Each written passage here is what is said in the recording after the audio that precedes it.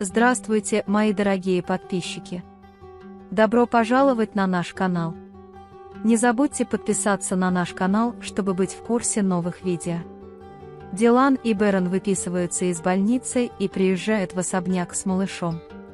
Когда все столпились к малышу, госпожа Азади сказала: «Держись подальше, ты его заболеешь с первого дня». Затем, когда Дилана спрашивают, как он себя чувствует, Дилан отвечает, что с ним все в порядке, за исключением того, что его рука все еще болит.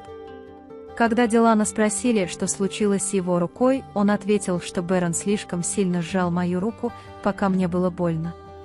Баран говорит, что мне делать, я был более взволнован, чем ты. Затем они кормят Дилана финиками. Когда они с Диланом Бэроном идут в свою комнату, они смотрят на малышей и говорят о том, какое это неописуемо прекрасное чувство. Бэрон говорит Дилану: «Я очень тебя люблю, спасибо, что подарил мне это прекрасное чувство». Крайняя рассеянность Ясмин привлекает внимание Берка, и он пытается выяснить, что произошло, но Ясмин не хочет ему рассказывать.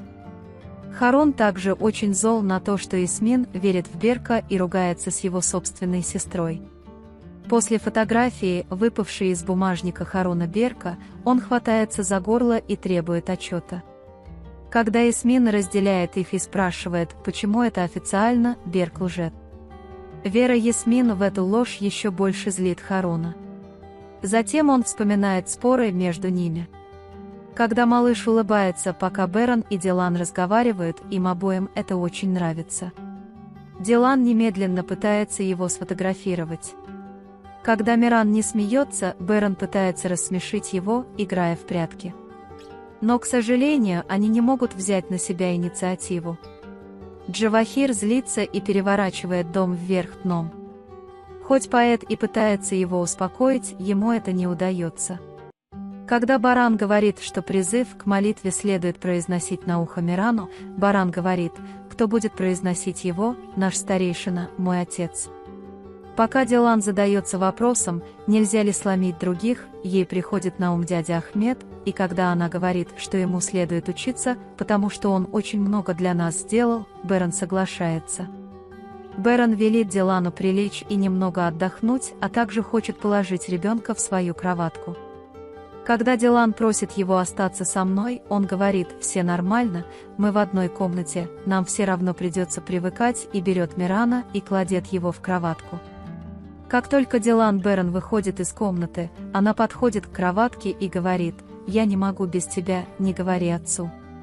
Пока Чеврия убеждает Джавдета как можно скорее принести подгузник для малыша Мирана, Дилаш просыпается.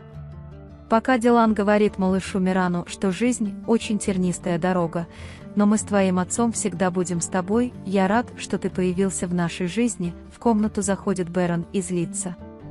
Он принес Дилану немного еды и заставил съесть ее, затем принять лекарство и лечь спать. Бэрон кормит суп, который принес Дилану, руками. Госпожа Азади заставляет Дилана принимать травы, чтобы увеличить количество молока. Дилан теряет сознание на краю дивана, а затем вскакивает, потому что внезапно просыпается. Он сразу идет к кроватке, но когда видит, что Миран еще крепко спит, говорит: «Долго ли он будет спать? Я так скучаю по нему, давай полюбим его немного, если он проснется». Пока Баран говорит, что малыши засыпают и растут, как хорошо они будут спать, в комнату входит госпожа Азади и злится. Он приходит к Дилан с компотом в руке, усаживает ее на диван и говорит, что сейчас самое время поставить кроватку в детскую комнату. Хотя Дилану эта идея совсем не нравится, он убежден, когда Бэрон говорит, что купит рацию. Харун постоянно приказывает Берку выполнить эту работу, но Берк задается вопросом, как ему избавиться от этого ребенка, ведь он все делает без его разрешения. Он надеется, что найдет ответ на все, что делает, но в конце концов совершит ошибку. Когда Дилан приходит в комнату Мирана, она находит там Барана и злится, говоря: «Я поймал тебя, поэтому ты здесь». Пока я говорил Барану, что будем делать. Я не могу оставаться в стороне даже 2 минуты. Я так скучаю по нему, у них обоих звонят телефоны. Пока Джихан звонит Барану по видео, госпожа Сабиха звонит Дилану. И Джихан, и госпожа Сабиха интересуются ребенком и хотят его увидеть. Когда утром дети приходят в гостиную, госпожа Азади передает их подарки сначала Мирану, а затем Дилану. Затем, пока господин Кудрет дарит Дилану комплект украшений, Миран передает ему документ, подтверждающий право собственности, в котором говорится, что он купил особняк в Мардине. «Я хотел, чтобы он познакомился с землей, где я родился и вырос», — говорит он.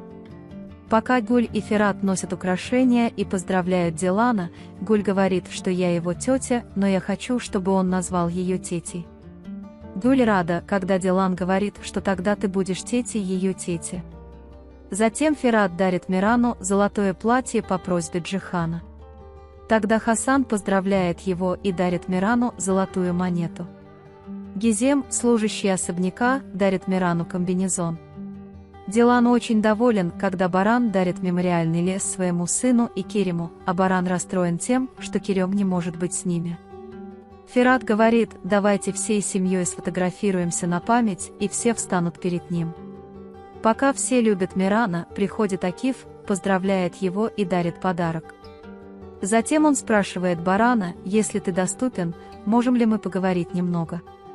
Когда Баран поворачивается к Дилану и спрашивает: нужен ли я тебе, Дилан говорит: нет, ты работаешь, я все равно накормлю Мирана. Когда они идут в исследовании, Акиф Баран говорит, что они нашли след Шаира, и оказывается, что господин Кудрет и Ферат узнали, что Шаир попал в больницу при рождении. Когда Баран рассердится и спросит: почему ты скрыл это от меня, господин Кудрет и Ферат говорят, что не было времени, он скажет это: успокойся. Когда он спрашивает, разве этот человек не был орудием Джавахира, и почему он все еще преследует нас, он отвечает: Ферат означает, что у него была обида на нас, когда Джавахир умер. Затем Баран сразу идет за ним и говорит, что мы проводим расследование. Акиф приходит к нему и говорит: брат, позаботься о своем ребенке, мы за тобой. Баран убеждает Дилана пойти в его комнату, и они вместе идут в свою комнату, минуя Мирана. Когда Ясмин объясняет, что действия Харуна сильно преувеличены, Севкрий говорит, что она просто завидует, не беспокойтесь об этом. Однако, когда Ясмин говорит, что это не ревность, а теперь вредит нашим отношениям, Севрий просит его противостоять ей и сказать ей, чтобы она доверяла мне и чувствовала себя спокойно. Когда Харун рассказывает Джавдету о лжи, которую раскрыл Берг, Джавдет советует ему сохранять спокойствие и не портить ваши отношения с Ясмин. Дилан говорит, что все для нас сделали, у нас такая прекрасная семья, нам очень повезло, правда. Дилан в шоке, когда Баран дарит ей сверкающую корону в коробке, но сначала не говорит, что она ему не нравится, но потом признается. Баран подшутил над Диланом, он взял коробку в руку и отдал другую, сказав: вот мой настоящий подарок. Когда Дилан открывает коробку, ей нравится ее подарок с бриллиантом внутри, и Баран берет его из ее руки и кладет себе в волосы. Пока Дилан благодарит Барана и хочет поцеловать Дилана в губы, слышен плачущий голос Мирана. Они вместе заботятся о нуждах Мирана и возвращаются в постель. Хотя они думают, что теперь он уснет, Миран снова плачет. В результате и Баран, и Дилан засыпают в детской комнате. Баран говорит, что так не будет, будет лучше, если мы отведем Мирана в нашу комнату, возьмут его на руки и уйдут, не разбудив. Джавахир готовит ловушку внутри плюшевого мишки, говоря, что лучший подарок должен быть нашим. Баран и Дилан опустошены из-за недостатка сна. Когда Баран говорит Дилану, что это твоя вина, Дилан спрашивает, почему, что я сделал. Баран говорит, что когда он сказал тебе не есть, ты поел, вот что произошло, ты сделал это. Ребенок обжора еще до своего рождения. Дилан говорит Барану: у меня нет сил ответить тебе, и хочет спать, но когда Миран снова просыпается, они оба перестают спать. Пока Гуль и госпожа Азади готовят шербет для беременных, приходит госпожа Азра. Когда она попросила меня помочь ей, госпожа Азади не позволила этого и сказала: это принято делать для особнякских дам. Спасибо, дочь. Уходя, он говорит Гулю: «Учись хорошо, девочка, когда я умру, ты и Дилан будете делать эти вещи». Когда Азра остается наедине с Гулем, она изводит его, говоря ему оскорбительное слово, а Ферат приходит и спрашивает, что случилось. Азра просто говорит: «Мы так говорим», и игнорирует это. Пока Харун и Ясмин разговаривают в ресторане, приходит Берк. Пока Берк раздевается, Харун замечает татуировку на своей руке, Берк паникует и пытается снова одеться. Когда Харун с силой разжимает руку и смотрит на нее, он видит, что на ней написано «Ясмин» и зовет Ясмин, чтобы показать это. Ясмин очень удивлена, увидев его. Вы можете поделиться своим ценным мнением в разделе комментариев. Не забудьте подписаться и включить уведомления, чтобы увидеть больше видео. Увидимся в следующем видео. Береги себя. До свидания.